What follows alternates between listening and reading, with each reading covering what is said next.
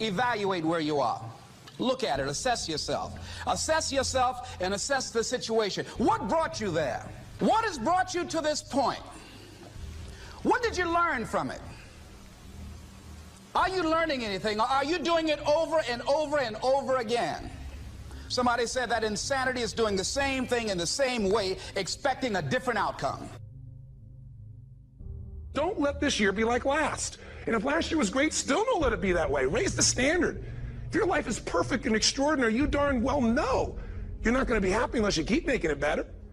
That's what makes us feel alive. It's not what we get that makes us happy. It's who we become and what we're able to give because we become more. If you want to begin to move, you've got to clear your mind of all the unnecessary luggage and baggage that's weighing us down. You're going to have people to do things to you. Things are going to happen to you. And the most important thing to do is to harness your will and let it go. And move so you can grow. So you can get on with your life.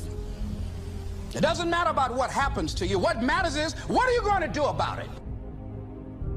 If there's anything that'll shift your life, that'll get you to thrive in a difficult situation, is take some massive action. Try something else. Change it, try it, move it. Progress equals happiness. If you can start to make progress, if you can get yourself going, even if it's not perfect, if it doesn't work, you know what to do. Just change your approach. That doesn't work, change your approach. So often in life, people don't begin the journey because they're not quite sure what to do or how to do it right or how to do it perfect. You want to change your body? Get yourself moving. Don't wait for the perfect trainer. Just go out there and move. Put on your shoes and move and get momentum.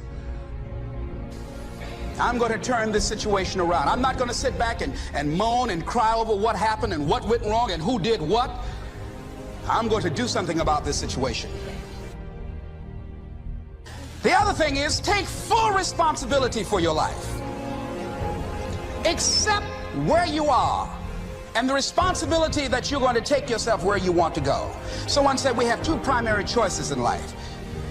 We can either accept conditions as they exist, or we can take the responsibility to change them.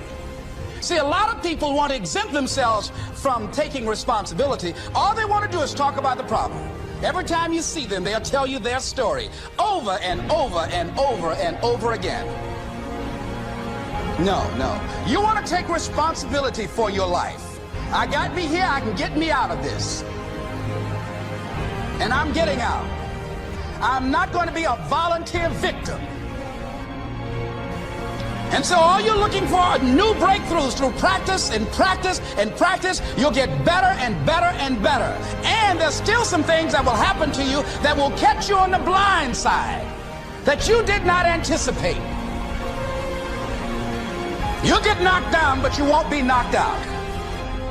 And so I say to you, it's possible you can live your dream if it's becoming a diamond, if it's having more, if it's achieving more, if it's being a better father, being a better mother, whatever it is, overcoming addiction, changing our society. It's possible you can live your dream. It's necessary that you have a plan of action, that you're resilient, that you stick to, and you work with the system, that you work with people, that you give support, and that you be there for them, that you have the vision and never give it up, that you become creative and relentless and keep on coming back again and again and again, and that it's you got to take personal responsibility to make it happen, and that it's hard. Easy is not an option. And when life knocks you down, jump back up and say, it's not over until I win.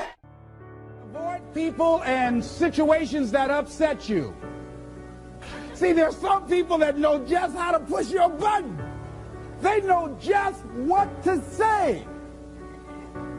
But I'm not going to expend any energy arguing with anybody. Life is too short, ladies and gentlemen, and unpredictable. I don't want to spend my time arguing with anybody, so I avoid situations that will get me upset. I don't argue with people. Draw the line, ladies and gentlemen. There are certain things that we just go through life just taking, and at some point, you just got to draw the line and just say enough is enough. You got to do that with yourself. One negative stroke is 16 times more powerful than a positive stroke. And if you have people around you who are not sensitive to who you are, and the people that can hurt you the most, ladies and gentlemen, are the people that you love. That you love. They're the ones that you're vulnerable to. They're the ones that can get to you. And if they're insensitive, I don't care who they are. See, if you don't draw the line with people, if you just let them run rampant in your life, and you let things happen to you that you don't feel good about, if you continue to allow it to happen, you won't feel good about yourself. Your image of yourself will erode.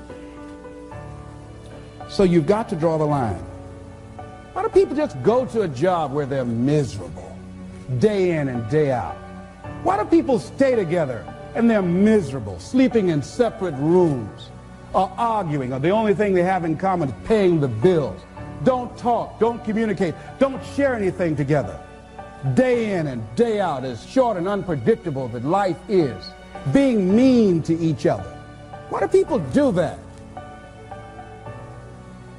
Known hells are preferable to strange heavens because it's familiar. See, life is rough, ladies and gentlemen. It's rough, and it's scary. It's scary growing. It's scary taking a chance. It's scary acting on your intuition, on your guts. It's scary. It's frightening. There are people that's tolerating things right now, and they're immobilized by fear. They can see the hammer coming, and they're afraid to even move because it's scary. To go against the dominant thinking of your family, friends, and those people you associate with every day is perhaps the most difficult act of courage you will ever perform.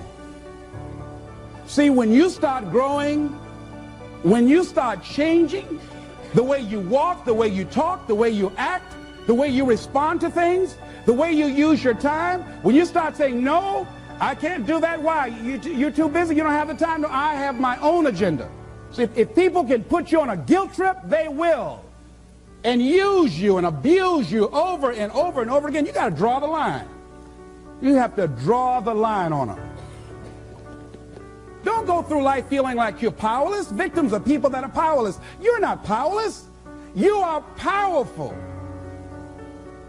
You direct the power in your life. Whatever your life is right now, it is a duplication of your consciousness. It's a result of how you have decided to use your power. That's all it is. That's not who you are. That's just a perverted use of your power that you aren't satisfied with. And you've got the power to change that. Wherever you are, how, I don't know. But I know you've got the power to do that. But you don't know what has happened to me. It really doesn't matter what has happened to you. See, the only thing that really matters is what are you going to do about it? That's all that matters. That's all that matters. You can allow it to destroy you, or you can allow it to build you up. We never get to a level where we feel that there's nothing else for us to do, that we've achieved a certain number of goals and we figure that we're through. No. You don't want to stay there and celebrate too long like a lot of people do. They do something they consider outstanding, they go around talking about what they used to do. See, let me tell you, I used to do this and I used to do that. Excuse me, used to be's don't make no honey. What are you doing now? You're still here breathing. That means you've got some more to give.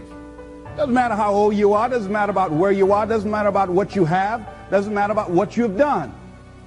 Life is about growing, it's about being productive, it's about stretching, it's about challenging yourself. So you start looking around and decide, hey, what else do I want to do? What got me here? It's a time for celebration, but also a time for reflection. What got me here? What worked? What did not work?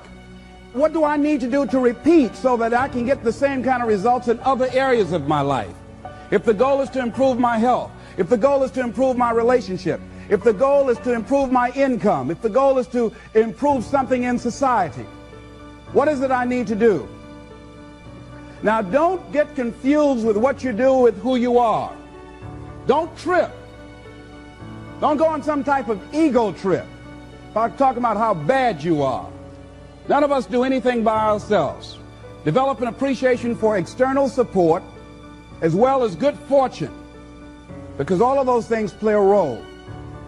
The other thing is, don't go overboard celebrating. You must meet with triumph and disaster and treat those two imposters just the same.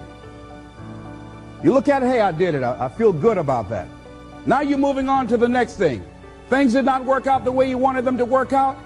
You didn't produce the results you wanted to produce. Hey, miss that. Win some, you lose some. Next, moving right on. Don't confuse who you are with what you do. Make your mind fertile ground for the seeds of opportunity. Think if you want to experience a sense of fulfillment, you've got to have an open mind so that ideas can come in there and take root and grow.